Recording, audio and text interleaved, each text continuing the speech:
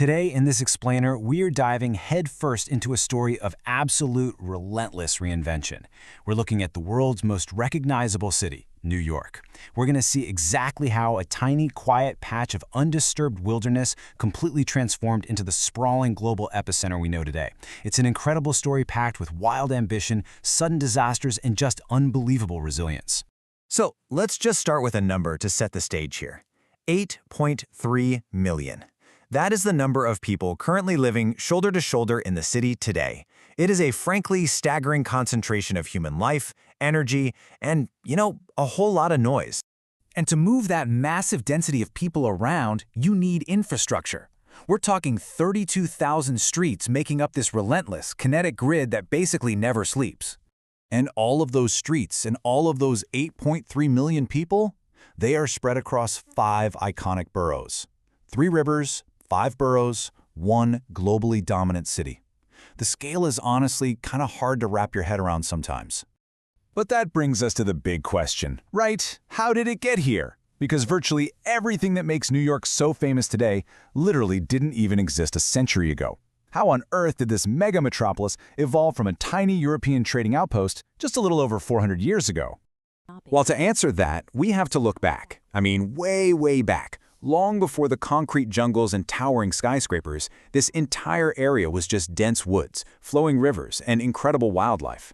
For 8,000 years, Algonquin-speaking Native American tribes, primarily the Lenape people, lived in total harmony with this environment. For millennia, they hunted, fished, and cultivated the land completely undisturbed. Era 1. Forests to Fort Amsterdam. The Dutch arrival. Let's get into it. Okay, so in the early 16th century, European navigators started aggressively hunting for resource-rich new trade routes. In 1524, Giovanni de Verrazzano spots the harbor and claims it for France, but honestly nothing really came of that. It wasn't until 1609 when Henry Hudson, who was sailing for the Dutch East India Company, really put this area on the map. Fast forward to 1624, the first civilian settlements pop up to cash in on the super lucrative fur trade. And just a year later, in 1625, Fort Amsterdam is founded to protect that exact trade. And boom, the foundation for New York City is officially laid. Now, here's a wild fact for you. In 1626, a Dutch official named Peter Minuit wanted to legitimize their claim to the colony. So he purchased the island of Manhattan from the local Lenape. The price? He traded goods worth about 60 guilders. If you adjust that for inflation today, it's roughly equivalent to just 1,000 modern American dollars. I mean, think about that. $1,000 for the literal foundation of the world's financial capital? Absolutely crazy. Era 2. English rule and revolution. Conflict and independence. Moving into the 17th century, we see this fierce rivalry kicking off between the Dutch and the English, and it leads to one of history's great ironies. In 1653, the Dutch build this massive defensive wall along the northern boundary of their settlement to keep the English out. That barrier, by the way, is exactly where modern-day Wall Street gets its name. But just 11 years later, in 1664, the English sail a small fleet right into the harbor. The Dutch leader at the time, Peter Stuyvesant, was so universally disliked by his own people because of his strict rules that he couldn't get anyone to fight for him. He actually surrendered the heavily fortified city to the English without a single shot being fired. And just like that, the English renamed it New York after the Duke of York. Now, under English rule, the city definitely grew wealthy. But we have to pause and look at a deeply sobering demographic reality here. The Dutch had originally introduced the institution of slavery, and the English rapidly expanded it. It became so incredibly embedded in the city's port economy that by the 1740s, enslaved people made up a full 20% of New York's 2,500 residents.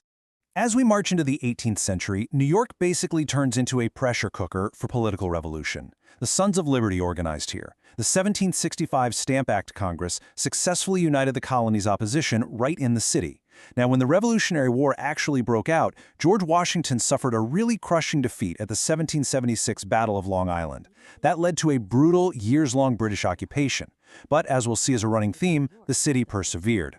The British finally evacuated in 1783. By 1785, New York was chosen as the first capital of the new United States, and in 1789, George Washington was inaugurated as our first president at Federal Hall, right there on Wall Street. Era 3. The Great Immigration Boom. Canals and Crowds. So, thanks to new banking institutions founded by Alexander Hamilton and the massive completion of the Erie Canal in 1825, New York experiences an unprecedented economic boom. And with that money comes a demographic explosion. The population skyrockets from 60,000 in 1800 to over 500,000 by 1850. This staggering growth was fueled by freed African Americans following the state's abolition of slavery in 1827, plus huge waves of immigrants fleeing poverty and persecution. You had Italians, Irish, Eastern Europeans, and Chinese immigrants all swarming into areas like the Lower East Side. It completely transformed the city into this vibrant, chaotic melting pot. But listen, hypergrowth like that, it never comes without extreme pain. The severe overcrowding led to some really deadly growing pains.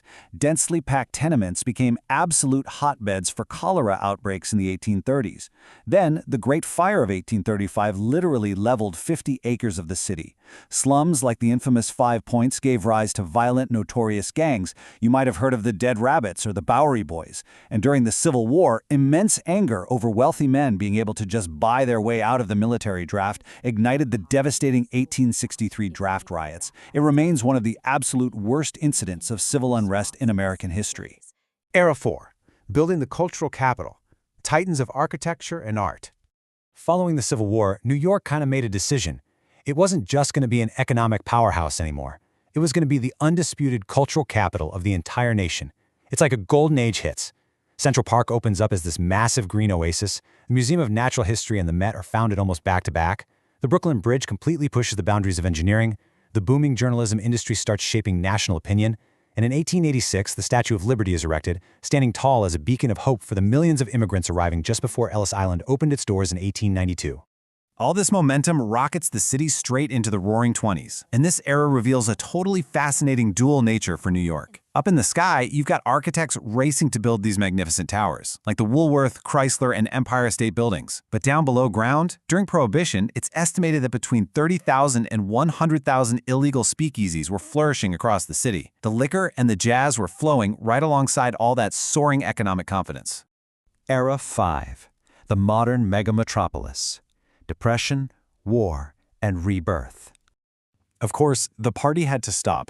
The 1929 Wall Street crash plunged the city, and honestly the rest of the world, straight into the Great Depression. Banks failed, businesses shuttered, and unemployment went through the roof. Desperate, out-of-work New Yorkers were literally forced to build shantytowns in public spaces, even right in the middle of Central Park. They sarcastically named these makeshift camps Hoovervilles, taking a direct jab at President Herbert Hoover, who they blamed for the whole mess. It really wasn't until the mass mobilization for World War II in 1939 that the city's economy was dragged out of the Depression. Factories started churning out supplies again, and the massive ports became vital lifelines for moving troops. And after the war, while a lot of other global cities were left in total ruins, a completely dominant New York surged forward. By the 1950s and 60s, it's hosting the United Nations headquarters, and it basically inherited the global art crown from Paris and the financial crown from London. Yet, true to form, the cycle of struggle and rebirth just kept spinning. The 1970s brought a notoriously gritty era of crime, deprivation, and financial ruin to the streets. But contrasted right alongside that grit was this relentless, almost stubborn drive for physical rejuvenation. The city actively tore down older pre-war architecture just to make way for soaring modern giants of glass and steel, highlighted perfectly by the completion of the World Trade Center in 1973. Which brings us beautifully full circle. As the source material points out, quote, "No matter how many times it has been knocked down, it has been able to pull itself back up and reinvent itself. Over 400 years, through devastating fires, wars, riots, and depressions, New York's ultimate defining trait really isn't its skyline, it's its indestructible resilience." And that leaves us with one final, pretty fascinating thought to ponder.